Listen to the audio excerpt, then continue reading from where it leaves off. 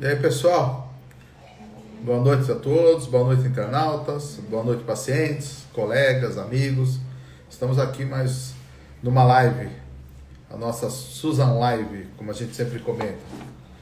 Venho aqui então agradecer a todos vocês, Camila Galozzi, Amelinha, Marília Quimonhos, todos que já estão nos acompanhando, que podem mandar algumas perguntas, porque no final de cada palestra ou cada live que a gente tiver com quem estiver falando com a gente vai repassar as perguntas, tá ok? É importante também eu comentar para vocês hoje, que hoje é o dia nacional aqui da nutricionista. Então, por ser esse dia, estou dando um salve a todas as nutricionistas, principalmente as que fazem parte da equipe de cirurgia metabólica, da equipe de cirurgia bariátrica. Aí vai as meninas da Susan Clean, em nome da Larissa, da Gabi, da Soraya, da Miriane, tá? E da Tati lá em Portugal, eu parabenizo a todas vocês, tá ok? Vou chamar aqui hoje uma amiga muito bacana, vocês vão gostar, a Carolina Justino. Ela é endocrinologista, trabalha com a gente na clínica e trabalha na Intermédica ali em Mogi das Cruzes aqui, ajudando a gente a trabalhar com os nossos pacientes. Boa noite, Carol. Tudo bem, doutor Jaime? Boa Tudo bem? noite. Eu vou te chamar de doutora Carol, já que você me chamou de doutor Jaime também. Tá? Carol, olha, eu estou falando, o tema assim é eletrizante, é vibrante, né? Porque hoje nós vamos falar de cirurgia metabólica. E o pessoal temos que se diferenciá-la de cirurgia bariátrica. Sim. E aí, estando o cirurgião junto com uma endócrina ilustre, que é você, acho que vai ser fácil para a gente tentar pelo menos diferenciar. Eu queria então que você se apresentasse e já vou começar logo com as perguntas, ok? Fechou. Vamos lá. Então, meu nome é Caroline Justino, sou formada em Mogi, formei em 2013. Aí me pós-graduei. Que turma, Carol? Que turma? Na 40, na 40ª. Não. Eu sou da 15ª. Quinta? 15ª. Pô, joga 10 anos para frente, né? Quinta é pouco, né? 15ª já tá legal. Quer dizer que você é caloura minha, né? É uma jacarezinha. 40ª. Então, e aí fiz a especialização na IPMED. Um dos motivos que me levou a fazer a especialização em endocrinologia foi porque eu sou diabética tipo 1.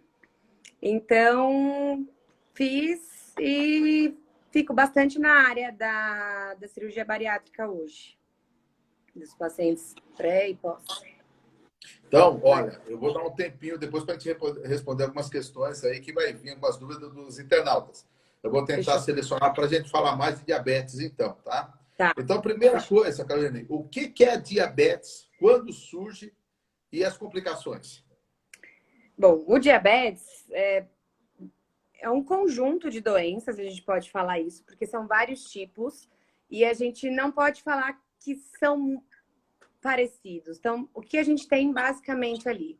O diabetes tipo 1, que é o diabetes autoimune, que vai dar na criança ou no adulto, um pouquinho depois, mais velho, que a gente chama de LADA, mas é autoimune. Então, é aquele paciente que está produzindo anticorpo contra as células beta do pâncreas. A gente tem o tipo 2, que é o mais comum hoje, que o paciente tem uma perda progressiva da secreção de insulina, junto com uma resistência a ela. Então, é aquele paciente que tem uma história familiar importante, o vô, o pai, a mãe, está um pouquinho acima do peso. Então, a gente tem um fator genético combinado com um fator ambiental, que pode levar ao desenvolvimento do diabetes tipo 2. Tem o diabetes gestacional, que dá no início da gestação. E aí tem os outros tipos, que a gente fala que é o MOD, o neonatal, o diabetes por conta de uma infecção, medicação, doença de pâncreas exócrino. Quando é que a gente vai testar esses pacientes? Então, o paciente é assintomático, eu vou testar quando ele tiver acima de 45 anos ou se ele já tiver um pouquinho de acantose nigricans, que é aquela sujeirinha atrás do pescoço. Ele tem uma história familiar importante, então familiar de primeiro grau, pai, mãe, irmão.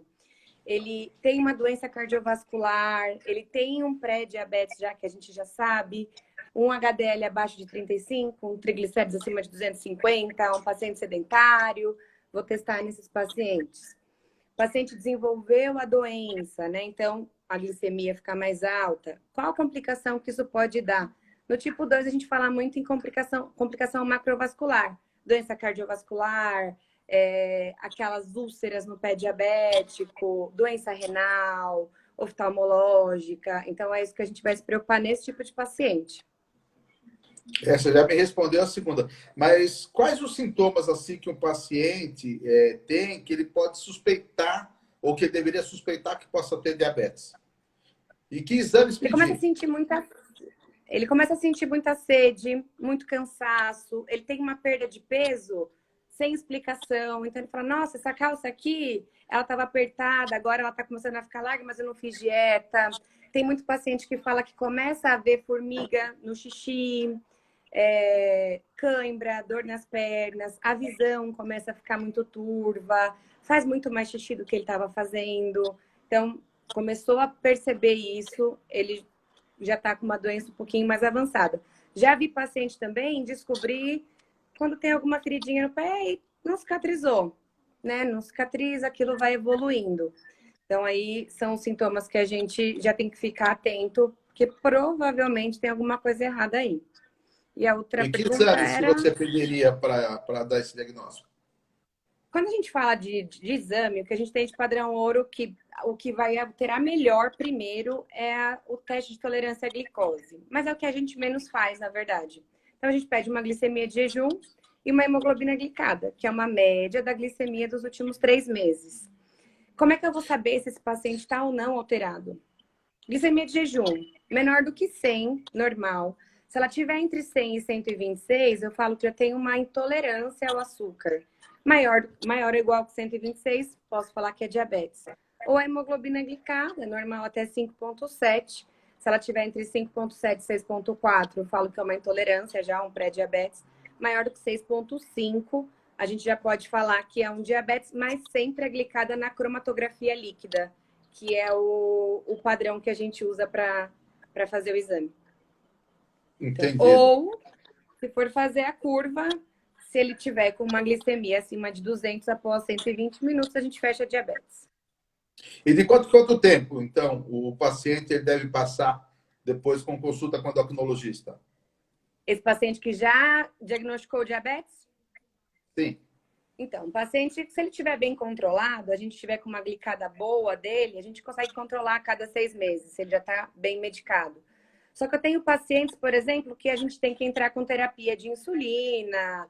Esse paciente eu vou precisar ver ele muito mais próximo, uma consulta da outra.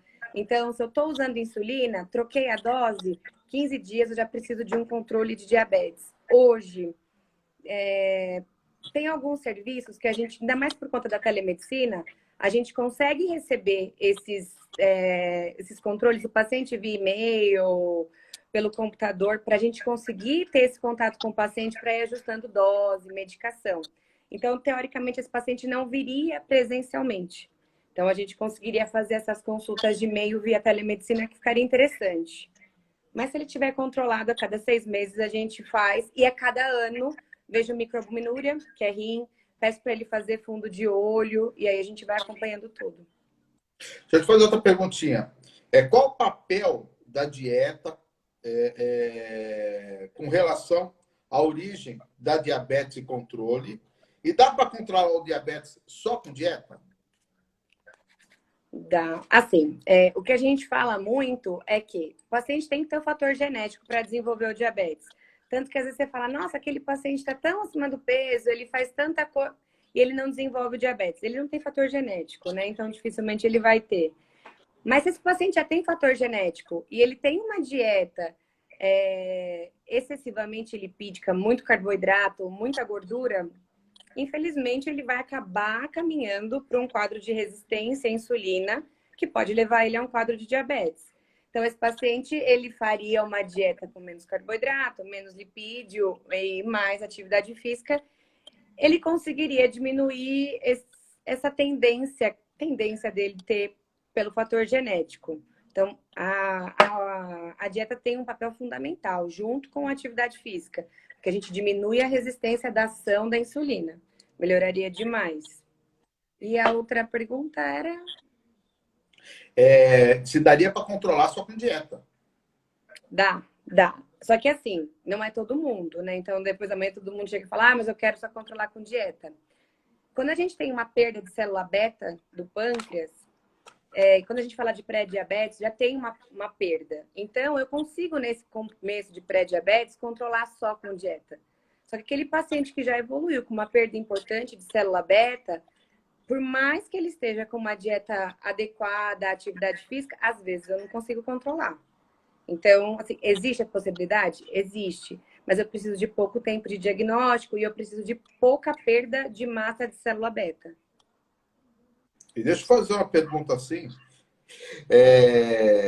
Eu vi da insulina mesmo. Por que o preconceito do paciente com essa diabetes tipo 2 à utilização da insulina? Por que esse receio? É assim, porque a visão que o pessoal tem muito da insulina é que quando chega na insulina já é o final. E na verdade não é isso. É que as pessoas têm muito preconceito em usar a insulina. E aí, não vou. Só que chega uma hora que já tem uma falência renal, que já não é qualquer medicação que eu posso usar e eu não posso mais fazer nada. Então, é um paciente que já está com a doença avançada, com várias complicações. Esse paciente invariavelmente vai usar insulina. Mas, na verdade, se a gente entrar com a insulina no início, ela não teria problema. Mas existe um mito muito grande em torno da insulina de que entrou com a insulina, pronto. Ele já vai para diálise, já vai ficar cego, o homem já vai ter problema com ereção, que não é verdade. Se a insulina for colocada no momento certo e ele tiver o controle da doença, ele tem uma vida normal, dentro das suas limitações, claro. Agora eu vou complicar para isso. você, tá? Até agora ficou fácil, porque estava aqui, vamos dizer, no seu domínio. Eu vou passar para a parte cirúrgica também e ter ideia do que vocês pensam a respeito. Antes disso, eu vi que tinha uma internauta aí que nos perguntou sobre se ela poderia operar com gastrite. Eu sei que a pergunta dela está fora do tema, mas sim, você pode operar com gastrite, só porque ela foi a primeira que fez essa pergunta, então eu já vou responder para ela. Eu vi. Uma seria sobre a cirurgia bariátrica e a cirurgia metabólica.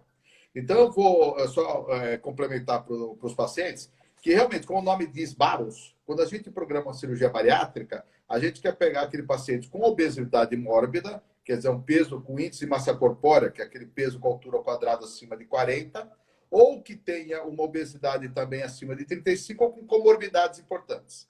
Esse paciente, lógico, ele perdendo peso, muitas vezes já vai melhorar a dor do joelho, dor da coluna, vai melhorar um monte dos fatores do quadro respiratório. Então, esse é considerado um paciente bariátrico.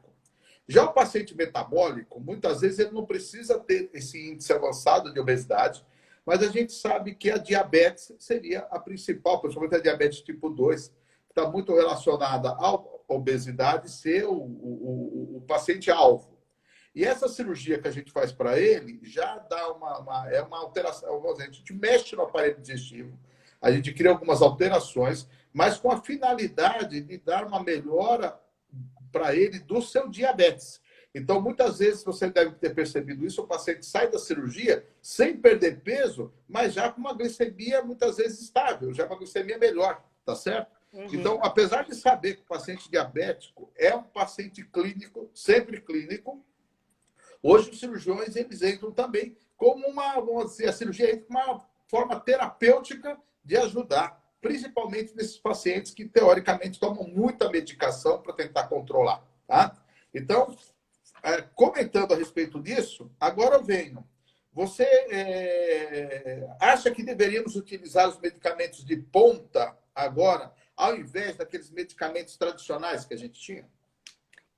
Ou dos iniciais, né? Dos iniciais. Eu acho que aqui a gente tem que ver o paciente como um todo, né? Os medicamentos que saíram agora são muito bons, são maravilhosos. Alguns auxiliam até na perda de peso, como a liraglutida, que saiu, o Vitol, Saxenda, maravilhoso. O Forxiga entra também muito bom, ajudando na perda de peso, mas qual é o problema dessas medicações? O valor. Então, não é todo paciente que eu consigo adequar ao uso dessas medicações. Seria muito bom se a gente conseguisse. Se pudesse, colocaria todos. Mas, pessoal, infelizmente, as perguntas que vocês tiverem sobre diabetes, já começa a mandar, que daqui a pouco eu faço a pergunta de vocês também, tá? Enquanto isso, eu estou mandando as nossas aqui. Me falaram do convênio Biovida, mas ouvi dizer que a Intermédica comprou a Biovida, então Não sei. possivelmente, se for isso verdade, Vem logo, pra logo gente. estaremos atendendo a Biovida também, né? Sim. Agora sim, agora vamos com as perguntinhas cirúrgicas aqui. Quais as variáveis que você utiliza para indicar ou não a cirurgia para um paciente que é diabético, que está com você no seu consultório? Então, o que a gente tem de indicação para cirurgia, para paciente diabético tipo 2, né? As indicações de cirurgia, que a gente sabe, os 2 anos de acompanhamento clínico, sem resposta, mas o que saiu agora, em 2017, na verdade, em 2016, alguns países já tinham, mas em 2017, o Conselho Federal de Medicina colocou a cirurgia bariátrica como terapêutica para paciente diabético tipo 2, que entra num quadro de uma obesidade grau 1.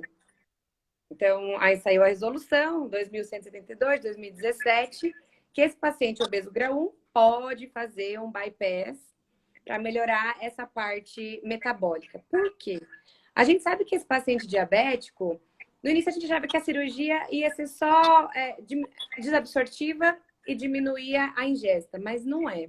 Mesmo a sleeve, que é a vertical, a gente tem um aumento importante de GLP-1 e peptídeo YY, que ajuda no emagrecimento, que são incretinas que a gente tem, logo depois da cirurgia. Então, isso vai ajudar no diabetes, mesmo que o paciente ainda não tenha perdido peso. Então, as vantagens que eu tenho na cirurgia bariátrica para o paciente diabético são muitas. Claro que a gente tem que respeitar sempre as indicações e quando que esse paciente vai poder fazer. Mas ele melhora muito, porque além de liberar o GLP-1 e o peptídeo YY, eles viram também que aumenta os ácidos biliares, que também ajuda nessa parte de emagrecimento. Então, na parte metabólica é muito boa. E a gente achava no início que era só o bypass que teria uma vantagem assim importante. E não. Na verdade, o bypass e o sleeve também tem esses efeitos importantes, inclusive na microbiota, também, que ajuda no emagrecimento. Então, o que eu tenho de prodiabético na cirurgia bariátrica, mesmo que a sleeve de vantagem, a grelina, o GLP-1, o peptídeo YY, melhora da microbiota, ácido biliar e o bypass também aumenta um pouquinho o gasto energético nesse paciente. Então, para o paciente diabético seria viável. Por isso que o Conselho Federal de Medicina colocou em 2017 que o obeso grau 1, diabético tipo 2, teria indicação terapêutica para cirurgia bariátrica, né? Então, o diabético tipo 2. Então, o que eu tenho que colocar para esse paciente? Entre 30 e 70 anos, o paciente que tem menos de 10 anos de diagnóstico e que não tenha nenhuma contraindicação à cirurgia. Então, para o paciente diabético, ela é muito boa. Porque a Eles gente estão melhora perguntando a se parte você atende na metabólica. Suzan Clean, Carol. Estão me perguntando aqui. Você atende na Suzan Clean? Responde por que você não está indo lá para eles, por favor. Nessa parte da pandemia, eu acabei diminuindo os meus horários para não ficar tão exposta, até por conta do diabetes. Então, estou dando uma diminuída nos meus horários. Então, tá bom. E diz uma coisa, com tanta medicação existente, é lógico que eu sei a resposta, mas os internautas precisam saber. Com tantas medicações existentes para o controle de diabetes, né, que a gente vê, por que essa dificuldade em controlar esses pacientes? A Eu gente sabe falo que é que o uma doença diabetes crônica, ela evolui, sim, ela mas evolui. E eu costumo falar que o diabetes é um tripé. Então, eu dependo de medicação, alimentação e atividade física. Não adianta eu estar com a medicação boa e o paciente tá comendo uma carga de carboidrato acima do que deveria, ou tá num sedentarismo, ou mesmo aquele paciente que já tem anos de diabetes, eu não tenho mais célula beta. Então, nesse paciente que eu não tenho, eu vou ter que entrar com insulina. É muito difícil a gente mexer com insulina. Por quê? Porque depende muito do que a pessoa come. Ela tem que entender o que ela come, o quanto aquilo sobe na glicemia. É muito difícil o controle do diabetes hoje. Muito difícil, porque tem que ser um conjunto, o médico e o paciente. Só o paciente ou só o médico não dá para tratar sozinho. então, vou fazer duas e uma aqui para você. Os critérios que você, então, utiliza para indicar esse paciente metabólico para a cirurgia, os seus critérios, tá? E se você nota depois que esses pacientes, quando voltam no ambulatório, eles já vêm com a glicemia mais controlada, mesmo sem ter emagrecido. Eles vêm. Claro que o que vai depender do tempo de doença desse paciente. A gente sabe que quanto mais tempo de doença ele tiver, a resposta dele não é tão rápida. Mas esse paciente, por exemplo, que a gente ficou com ele no consultório, tratando esse paciente durante 2 anos com a equipe multi, o psicólogo, a nutricionista, o professor de atividade física, o endocrinologista, em alguns casos outras especialidades junto, e a gente não consegue ter uma boa resposta clínica, seja na parte de peso, seja na parte das comorbidades. Assim que ele volta da cirurgia, a gente indicou a cirurgia, ele fez, foi tudo bem. Quando ele volta, por conta dessa parte metabólica, de aumento de GLP-1, peptídeo YY, ele não perdeu peso, mas essa parte metabólica já melhorou. Então, eu já vejo diferença no controle do diabetes desse paciente, sim. Tá. Eu vi um paciente, uma pessoa que perguntou sobre atividade física, que fica complicado para o diabético manter taxas de glicemia na medida certa. Você mesmo tinha dificuldade com fazer atividade física? E se tiver que fazer, qual que você recomenda? O que é mais aeróbio, o que é mais musculação? Como é que faz? Atividade física, ela, por exemplo, um diabético tipo 1, que não tem insulina nenhuma, quando eu vou fazer uma atividade de força ou alguma coisa que demande mais energia, eu tomo insulina, porque a minha glicemia sobe, cortisol sobe, e aí eu tomo insulina. Os pacientes, por exemplo, que eu não consigo me controlar bem, eu chego e faço hipoglicemia, ou eu faço uma hiperglicemia, o que eu oriento sempre? Sempre no mesmo horário, as atividades físicas, sempre no mesmo horário, e tentar sempre seguir um padrão. Então, esse paciente vai acompanhar com o nutricionista e ele vai ver. Vou soltar um carboidrato de lenta absorção para ele não ter hipoglicemia durante o treino, mas sempre tentar treinar no mesmo horário, porque os horários fazem diferença. De manhã, o paciente tem muito mais resistência à ação da insulina, aí à noite ele tem menor. Então, se de manhã ele treina, ele precisa fazer, sei lá, um carboidrato pequeno e não faz hipoglicemia, à noite talvez ele precise comer um pouquinho mais, porque ele tem menos resistência. Então, o que ele precisa é da equipe multi. Ele vai precisar do nutricionista, do endócrino e um educador físico com ele. Para quê? Para ele saber o que ele pode fazer nos horários que são melhores para ele, porque realmente sozinho é um pouco complicado, ele pode passar mal, fazer uma hipoglicemia ou uma hiperglicemia, depende do exercício que ele for fazer. E é importante eles saberem que eles precisam emagrecer, porque o tecido gorduroso é um tecido endócrino, produz citocinas, né? Exatamente, inflamatórias. Exatamente, que sem perder, vai continuar mantendo a resistência insulínica, vai ser algo difícil para eles. Então, o emagrecimento é importante, por isso que a atividade física é importante também, além da dieta. Aqui perguntaram até se quem prescreve remédio para o diabético é nutricionista ou endocrinologista. É o endócrino. Tem que avisar que a nutricionista... Ele vai ajustar a dieta. Ele vai ajustar a dieta, né? Que realmente é importante aqui. Eu estou vendo que vai vir umas perguntas. Eu vou te deixar essa aqui, que eu acho que é uma difícil até, tá? Que eu deixei por último. Por exemplo, o paciente diabético tipo 2 que não tem controle clínico adequado, farmacologicamente dizendo, com várias medicações, muito difícil de conduzir, com um IMC de 30 a 31. Você indicaria cirurgia para ele? Se ele tiver com uma boa abordagem terapêutica, se ele está bem tratado, né? Ele tentou as medicações corretas, porque às vezes o tratamento está meio errado. Não teve resposta, ele tem indicação sim, né? Por aquela portaria do Conselho Federal de Medicina, 2172, só que esse paciente tem que ter menos de 10 anos de diagnóstico, mais do que isso já não teria uma resposta tão boa, nenhuma contraindicação, o procedimento cirúrgico, entre 30 e 70 anos. E quanto menos medicação ele estiver usando para a gente, melhor, porque a resposta vai ser melhor. Mas esse paciente não controlado tem indicação cirúrgica sim, se ele não foi controlado. Se ele teve refratariedade ao tratamento, ele tem indicação. Não, e lembrar... bypass. Exatamente, bypass. E lembrar que nesses casos, em todos, isso é importante muitas vezes, a continuidade com medicamentos que eles estão tomando. Exatamente. Não são todos que você vai conseguir tirar de medicamento. Você já melhorando dose, melhorando o número de, às vezes, de necessidade de medicamentos, você já está favorecendo muito esse paciente, né? Isso aí acho fundamental dizendo. Carolina, ó, vai estar acabando já o nosso horário. Eu vou te deixar esses minutos, então, para você fazer algum comentário que você queira a respeito do que você falou. Se ficou alguma coisa que você acha que é importante você ressaltar, fique à vontade. Esses minutos são seus.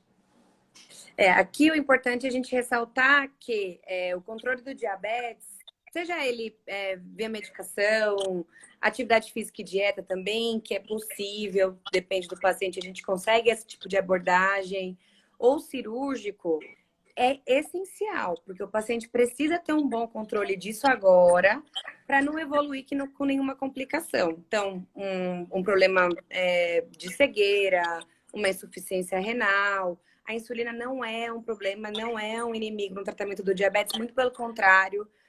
Quando tem uma hemoglobina acima de 9, um paciente já polimedicado, ou seja, que tem muita medicação, ela é uma opção muito boa. Tem alguns pacientes que a gente consegue tirar a insulina depois, não todos, mas ela não entra como uma coisa ruim. O que a gente tem que ter no diabetes é o controle, seja ele por qualquer via. Cirúrgica, medicação, mas é o que eu sempre falo, é um tripé. A gente vai medicar bem ou cirurgia, o paciente tem que estar com uma dieta adequada e tem que estar fazendo atividade física. Senão isso dali para frente, com os anos de diagnóstico, pode complicar. Então, o problema da gente é maior esse. Carolina, então, ó, excelente, foi muito bom ter esse debatezinho aqui com você. O pessoal percebe que hoje em dia a cirurgia, junto com a equipe clínica, principalmente da endocrinologia, a gente anda junto, sabe? Um precisa do outro, um está trabalhando com o outro, porque ninguém tem a cura da doença, né? A doença realmente é crônica, a cura a gente não imagina. Mas a cirurgia vem como uma ajuda terapêutica numa melhor forma para tratamento também. E muitas vezes ajustar a dose e tudo. É, né? Uma opção boa para realmente quem tem necessidade de fazer, sem dúvida. Mas hoje vocês veem o clínico e o cirurgião trabalhando muito junto, até indicando, porque os congressos que a gente vai e as provas que a gente tem, os pacientes também do consultório, nos mostram isso. E a gente tem que ofertar o que é melhor. Seria muito ruim você ter um paciente que você teria uma indicação cirúrgica, mas querer continuar controlando ele com medicação, sem pelo menos o informar que teria essa possibilidade. E ele aí junto é que vai decidir se ele vai ou não para a cirurgia. Tá ok? Exato. Agradeço você, então. Vou chamar agora a Priscila Brito, que vai falar de um tema muito legal também, que acho que para você também que seria a hipertensão e a cirurgia bariátrica. Lídia, obrigado. Um beijão para você. Obrigada, eu. Te vejo sexta-feira. Fique com Deus. Obrigada para vocês também. Tchau, tchau.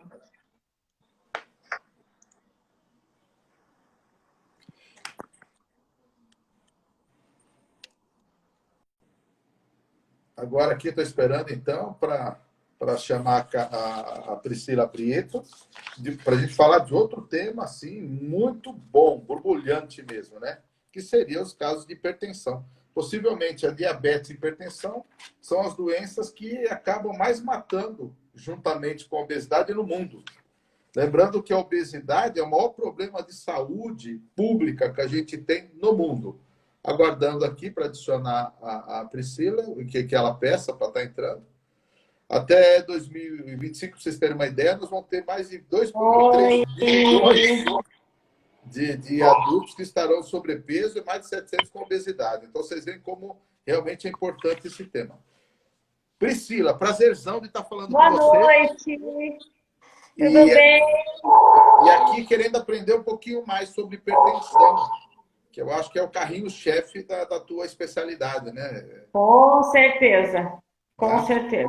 Eu vou te fazer alguns questionamentos, mas vou deixar aberto também para os internautas que queiram fazer perguntas, a gente poder respondê-las. Se for meio da cirurgia, eu falo. Se for bem vamos dizer, da área clínica, eu vou pedir ajuda tua para que você me ajude a responder. Então, aquela primeira questãozinha, tá? Básica. O que é hipertensão? Quando surge e quais são as complicações? A hipertensão. Sim, a hipertensão é quando nós temos uma pressão acima de 14/9.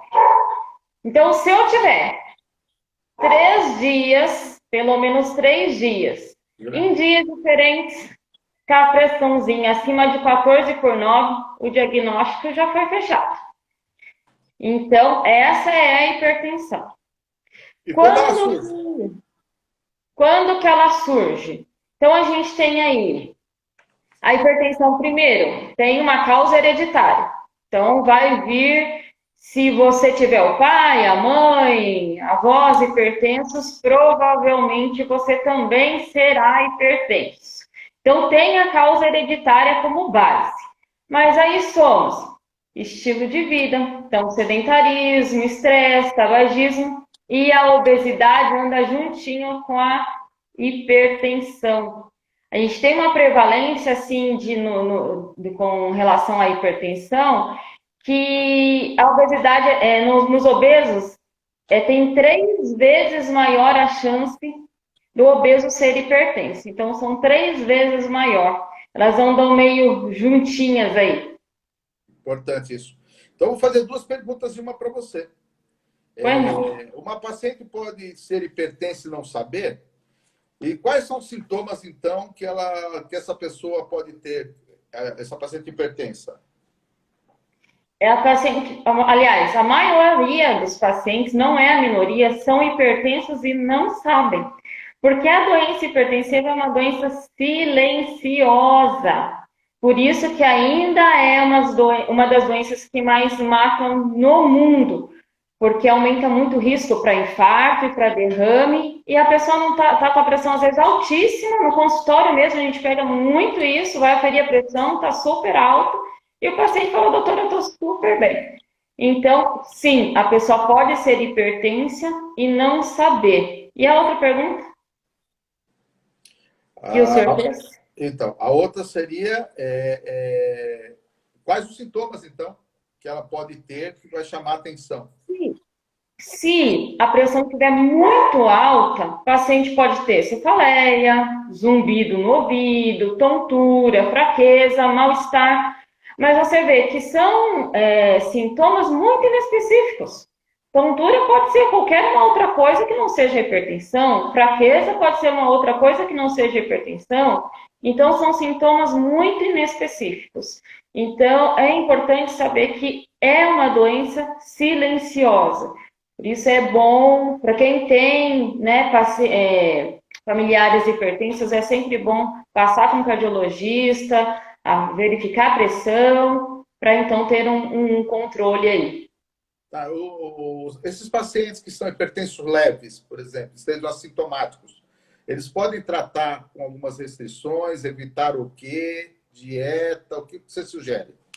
Sim, os pacientes hipertensos são leves, primeira coisa, é dieta, né? Fazer uma restrição de sal aí na alimentação, né? Diminuir os fast foods, essas coisas todas, e atividade física. Então, se for uma hipertensão leve, tem então uma dieta, de preferência passar com um nutricionista para estar ajudando nessa dieta, né? E atividade física, dá sim para estar tendo um controle dessa pressão, dá para ter. Tá. Vou responder o internauta aqui que está perguntando sobre anestesia aplicada para cirurgia bariátrica, tá? É uma anestesia geral, pessoal. Toda vez que vai colocar gás dentro do abdômen, nós temos que fazer anestesia geral. Então, o paciente vai dormir, vai estar entubado. E lembrando que para a gente levar para o centro cirúrgico, nós somos da liberação da Priscila, da parte cardiológica, né? Ela vai ter que fazer uma avaliação dos pacientes para poder ser submetido à anestesia geral e a gente não ter nenhum problema durante essa indução anestésica, até a manutenção da cirurgia. Tá ok? Então, é importante a gente ter ressaltado essa parte para vocês. Dúvida assim, que a gente tem aqueles aparelhozinhos eletrônicos e tudo hoje, tudo moderninho, do dedinho, né, para ser fácil, porque nosso tempo, o médico mesmo, quando o paciente vai lá, a gente não usa nada disso, a gente gosta do tradicional, usar o manguitozinho lá, né, o nosso é o tradicional. Mas são confiáveis esses aparelhos eletrônicos? São fiéis, assim, dá para confiar? Não dá para confiar. Esses aparelhos, eles são, principalmente o de punho, né? Na verdade, aquele que o paciente põe assim aqui no punho, aqui, esses são bem os resultados são bem duvidosos, isso causa até, assim, grande preocupação no consultório, porque às vezes o paciente ele vem dizendo que a pressão dele está alta, que ele aferiu no aparelhinho de punho, que deu muito alto, e você chega no consultório, afere com aquele nosso, então, de apertar lá do reloginho, a gente vê que a pressão do paciente está boa. Ou ao contrário, doutor, eu parei de tomar um remédio da pressão porque o meu aparelhinho de punho estava dando que a minha pressão estava super baixa, e na verdade não estava. Então, esses aparelhinhos de punho tem que tomar um grande cuidado, porque aqui no punho nós temos 8 ossinhos e fica então difícil a gente conseguir aferir a pressão no meio desses ossinhos. Então a gente prefere, se for para, né, adquirir um aparelhinho desses, o que é melhor é aquele que você coloca no braço, o digital, né? Esse já dá para ter uma confiança um pouco maior. Mas o de punho, eu prefiro que os pacientes não tomem base por ele, porque realmente é meio complicado. E o braço do obeso, também por ser mais volumoso, tem que ter detalhe com a cordoalha, né? Porque vai ter que ser adequada, porque um aparelho com uma cordoalha, vamos dizer, muito fininha, vai dar erro para mensurar essa Vai pressão. dar um erro para mensurar, exatamente. Então, o bracinho mais gordinho, vai ter, né, no punho ou no braço, vai dar um errozinho. Mas se for para adquirir, o pessoal sempre pergunta aos pacientes, qual eu compro? Se quiser muito ter um em casa, vai precisar fazer um controle um pouco maior, o do bracinho. Ok. Vou responder só 2 questões aqui também, que já tem tempo aí que o pessoal perguntou. Uma é sobre o balão, tá? O balão que a gente passa por endoscopia. O balão endoscópico ele tem 2 finalidades. Ele age nos extremos. Ou o paciente é muito, quer dizer, não tem uma obesidade ainda importante, uma obesidade leve, ou tão sobrepeso, e você usa o balão para que ele perca o peso, junto com o tratamento clínico, mas é uma possibilidade que você tem. Ou ao contrário, um paciente extremamente obeso, em que você vai ter muita dificuldade para anestesiá-lo com relação à parte cardiorrespiratória, e você vai tentar colocar o balão para perder o peso e operar depois. Se tira o balão primeiro, e, vamos dizer, em uma semana ou no primeiro mês, você opera esse paciente. Tá? Essa é uma questão que ficou. E também uma pergunta que vieram sobre a resistência insulínica com o síndrome do ovário policístico, com índice de massa corpórea 38. Possivelmente, esse paciente, por ter resistência insulínica, de repente já está pré-diabético também, tem diabetes, deve ter outras complicações associadas, então ele teria indicação de, pelo ser um índice acima de 35, com comorbidades. Tá? Então, essas 2 que eu quis responder, que estava um tempinho aqui, então acho que já facilita para os internautas. A outra que eu ia falar, eu queria te perguntar, você me deu uma resposta, mas acho que é legal o pessoal rever isso. Todo obeso é hipertenso? Não, não é isso. Todo obeso não é hipertenso, mas chance de ter. A prevalência da hipertensão é alta no obeso. Sim. Mas nem todo obeso é hipertenso. Exato. E tem magro hipertenso também. Exatamente. Assim como tem muito paciente que é magrinho e é hipertenso. Mas a obesidade é um fator de risco, então, para o paciente hipertenso.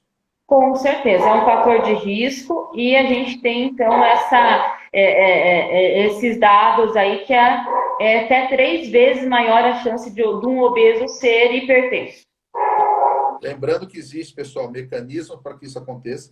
Vai desde o tecido gorduroso, como comentei agora há pouco com a Carolina, né? Que é um tecido inflamado da gente, mas que produz hormônio, produz citocinas, que vão levar resistência insulínica, vão acabar levando o paciente, por estímulo até adrenérgico também, a ser hipertenso, e outras alterações a nível até renal também, que vai acabar levando esse paciente a ser hipertenso. Então, a obesidade é um fator de risco para esse paciente. E o hipertenso, ele pode fazer exercício físico? Se for fazer, qual é o mais indicado para ele? Aeróbio ou esse mais de musculação? Isso é muito bacana. O hipertenso ele pode fazer atividade física, desde que a hipertensão esteja controlada. Porque se no repouso a gente vê no consultório o paciente lá com uma pressão alta, vamos chutar 15/10, ele está no repouso paradinho. Aí ele chega lá na academia, ele vai pegar peso, ele vai andar na esteira, enfim, o que ele for fazer na academia. A pressão vai subir. E isso aumenta risco. Então, desde que a pressão esteja controlada, ele precisa fazer atividade física, né? Precisamos de atividade física. Então, sim, o hipertenso ele deve fazer atividade física, mas desde que a pressão esteja controlada, né? Exercício aeróbico, como, né, corrida, enfim, e a musculação, que é anaeróbica, os dois vão ajudar, mas falando da parte cardiológica, proteção cardiovascular, o exercício aeróbico é bem indicado. Então, seria aí a parte que, para os pacientes saberem, né? Aeróbica, né? O que faz o coração acelerar mais é o que traz mais o benefício cardiovascular. Então, seria corrida, atividades funcionais, esse tipo de exercício. Mas lembrando que se esse paciente não estiver bem compensado, ele vai piorar, né? Você já entrar hipertenso na academia, você pôr ele para aumentar a frequência numa atividade aeróbica, ele vai piorar da sua hipertensão e até tem risco. Exato. Por isso que a gente tem até tido casos em academia e de pacientes que passam mal, chega a ter algum problema dentro da academia, um problema até mais grave, porque ele não estava controlado ou nem sabia que era hipertenso, por exemplo, e foi lá na academia fazer atividade física. E aí acaba com a pressão subindo muito e dando um problema grave aí, né? Aqui tem um questionamento. Os hipertensos devem sempre ter que ser medicados? Eles vão ter sempre que tomar remédio? Não. Os hipertensos não vão ter sempre que tomar remédio, desde que for uma hipertensão leve, né? Aquela limítrofe que a gente chama. Em 2003, mais ou menos, a gente teve aqui uma palavra da pré-hipertensão, né? Então, esses pacientes que são limítrofes, assim, até tem como a gente controlar com atividade física e dieta. Mas, a partir do momento que o paciente ele recebe o diagnóstico de hipertenso mesmo, ele passa a ser hipertenso, aí se faz, sim, necessidade de medicamento. Aí a quantidade de medicamento, dosagem, essas coisas vão depender, então, do valor da hipertensão e das outras comorbidades que o hipertenso também tem. Vamos supor que esse paciente que você está falando, ele precisa ser medicado. E vocês indicam as medicações para ele estar tomando. Quais seriam as consequências para ele se ele não tomar os remédios que ele deveria ter que estar tomando? Aí é que tá. Então, o que a gente vê no consultório? Que uma grande maioria dos pacientes acabam abandonando o tratamento. Ou se você prescreve mais de 1, 2 medicamentos, ou porque ele já toma remédio para outras coisas, ele acaba tirando os medicamentos, deixando um pouco de remédio fora da lista dele, né? Não da lista do médico, é da lista dele. E aí, o que acontece? Se essa pressão começar a subir, aumenta muito o risco para infarto ou para derrame. Infarto e derrame, então, a gente fala de aumento do risco cardiovascular. E isso é ainda aqui no Brasil, a gente tem, o Ministério da Saúde tem um número que me chamou muita atenção, que por hora, 34 pessoas morrem de doença cardiovascular. Isso é por hora. Ou seja, 34 pessoas por hora acabam falecendo ou de infarto ou de derrame. Então, por isso se faz necessário o bom controle da hipertensão, como a colega falou aí do diabetes, para que a gente possa, então, manter metas seguras para o paciente. Tem um internauta perguntou algo para você aqui, um internauta, não sei. Um paciente hipertenso pode deixar de ser hipertenso se perder peso? Sim, é o que a gente vê. É o que a gente tem visto muito lá na clínica, que o paciente perde peso, então melhora a hipertensão. Então a gente tem uns números, né, de trabalhos científicos que estão assim, que a cada 1 quilo de peso que o paciente perde, eu acabo diminuindo 1 ou 2 pontos do milímetro dos milímetros da pressão. Então, se eu perco 1 quilinho, é 1 ou 2 pontos a menos do valor da pressão. Então, a hipertensão e a obesidade sempre andam juntos. Eu diminuo o peso, eu diminuo a pressão.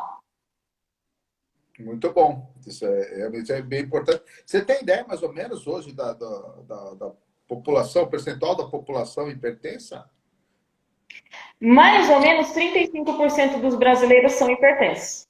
E o que chama mais atenção nisso, e é assustador, que desses 35%, mais da metade não sabe que é hipertenso. Justamente no que a gente falou, por ser uma doença silenciosa. Olha só, hein? Tem uma paciente aqui também que perguntou sobre a cirurgia vascular, né?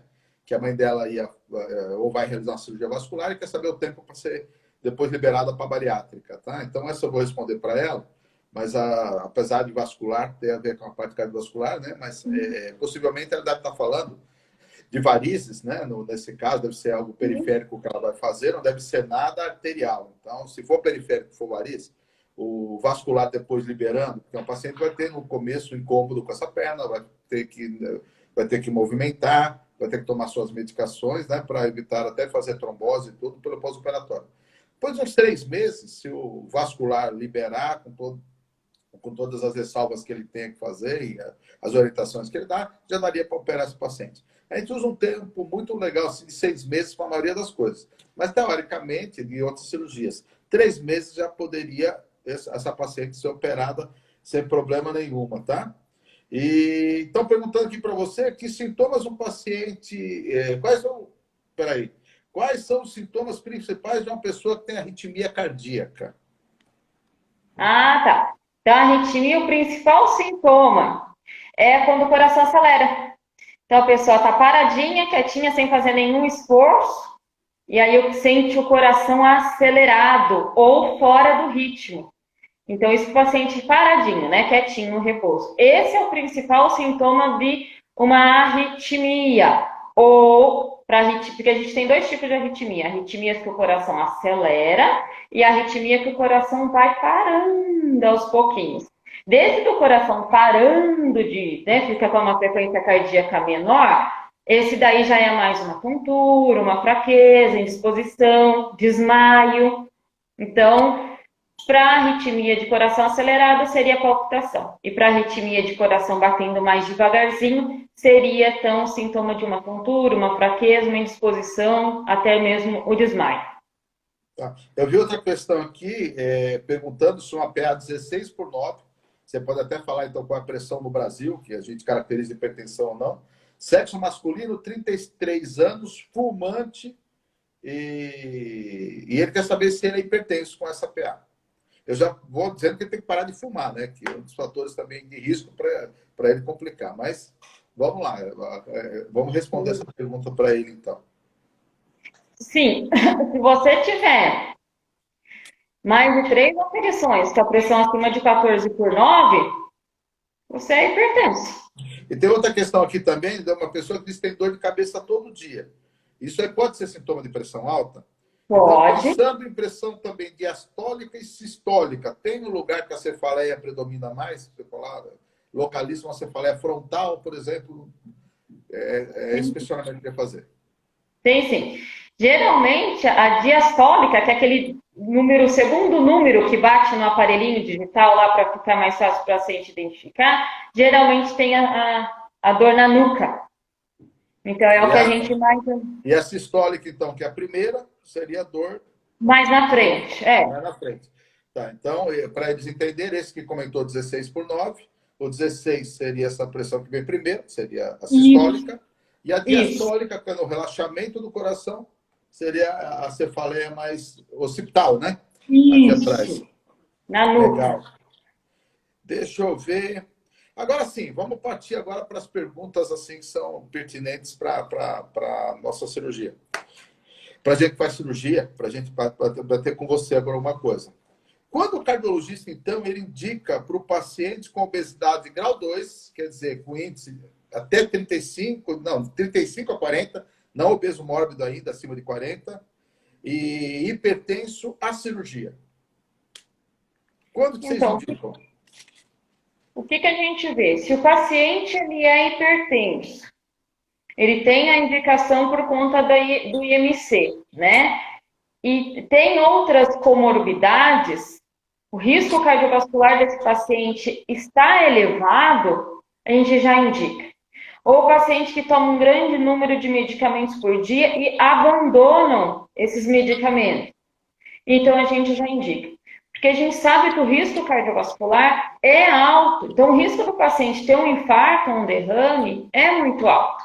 Então, o paciente que é hipertenso, toma um grande número de remédios por dia, não controla a pressão, né? Seja porque ele não toma, ou seja porque ele toma e realmente não está controlando, que é a hipertensão que a gente chama de hipertensão resistente, né? E tem outros fatores de risco, ou histórico familiar para infarto, para derrame, pai jovem, mãe jovem, a gente já indica. E aqui já é uma pergunta para você, assim, vamos dizer, mais de acompanhamento desses pacientes, né?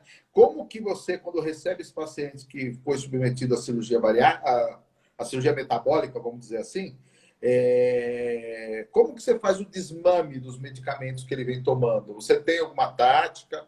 Como é que você vai lidando? Ele não chega sem remédio no outro dia da cirurgia.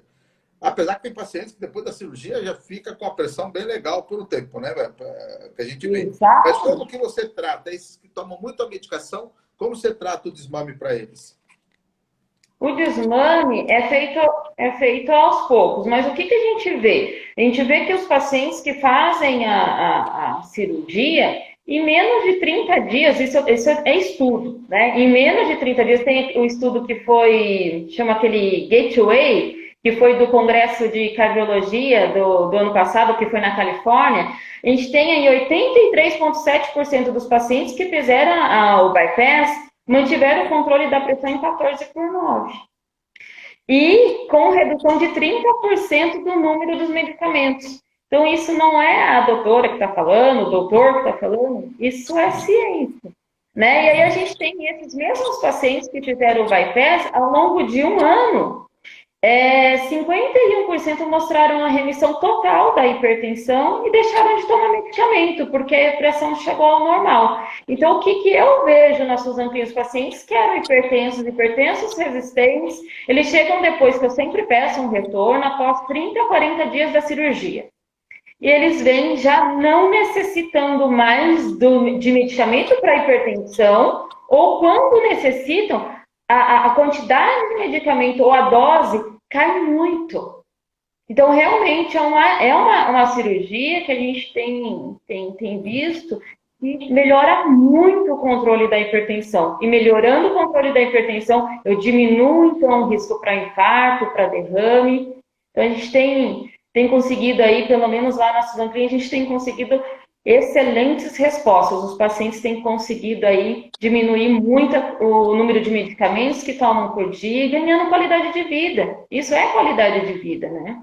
E você precisa, pensando nisso, né? Que se você consegue diminuir o número de medicamentos, até de dose, você vai fazer o paciente ter mais adesão dos pacientes ao tratamento.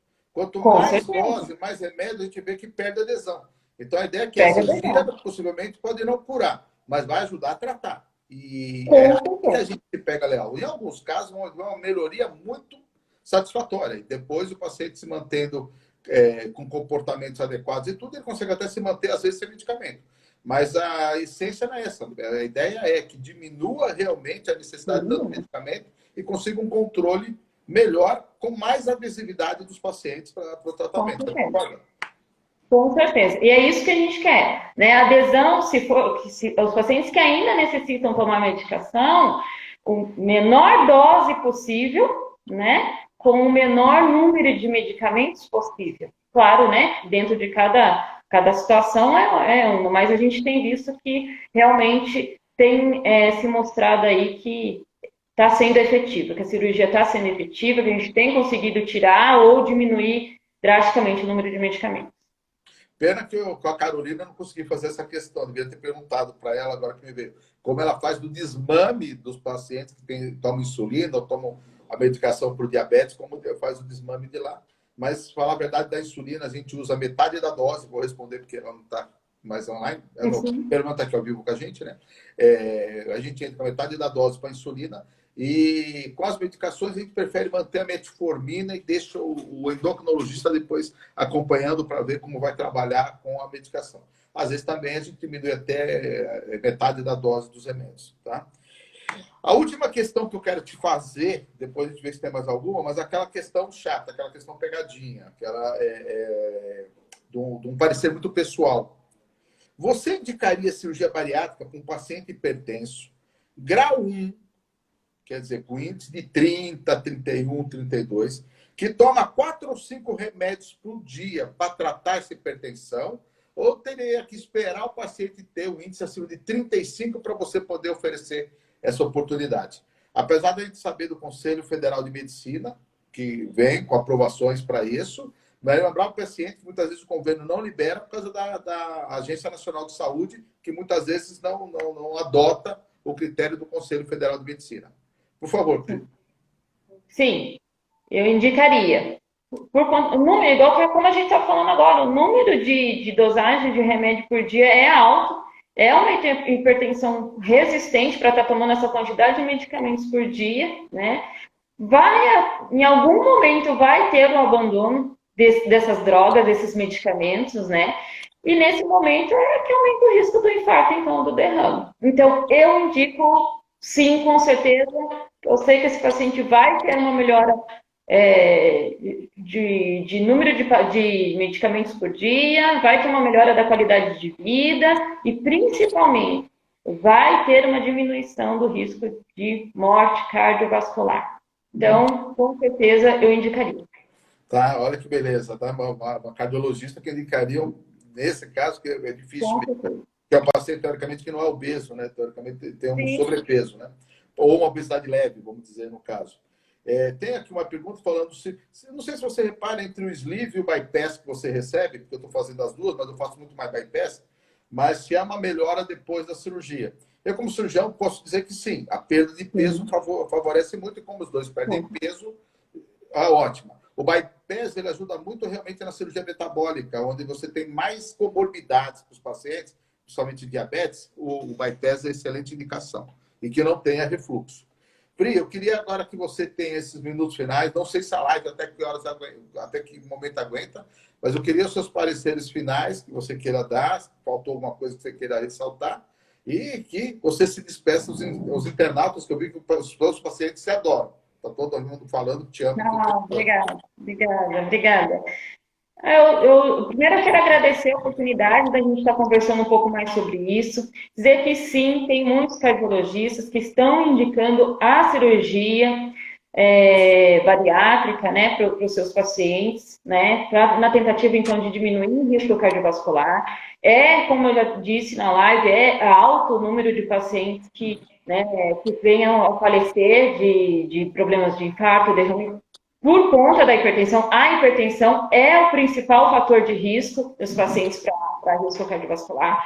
Então, existe sim, tem como sim a gente diminuir esse risco, não só, lógico, com a cirurgia, né, através aí de mudanças comportamentais, mas quando a gente vê que está existindo falha em algum momento, seja na perda de peso, seja na mudança de dieta, seja em algum momento está existindo uma falha, a cirurgia pode ser sim feita quando bem indicada. A gente tem uma equipe multidisciplinar lá na Suzano Clean, então dá para a gente fazer um bom trabalho, dá para a gente estar indicando com segurança, e aí a gente vê o paciente voltando, é muito gratificante. O paciente fala: doutora, eu não preciso mais de tomar um remédio, eu já diminuí a dose.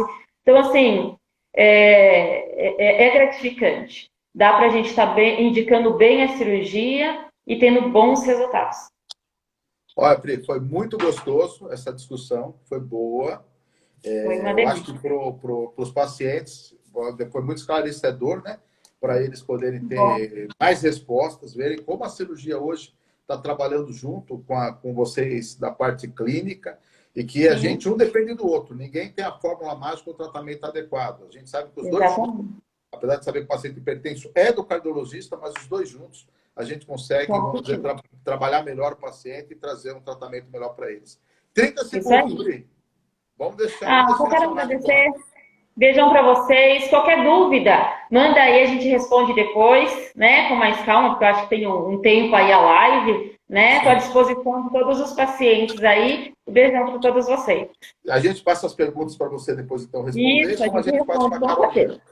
Beijão, Linda. Fica com Deus, tá? Beijos, obrigada, gente. Tchau, tchau. Pôs a mão na frente.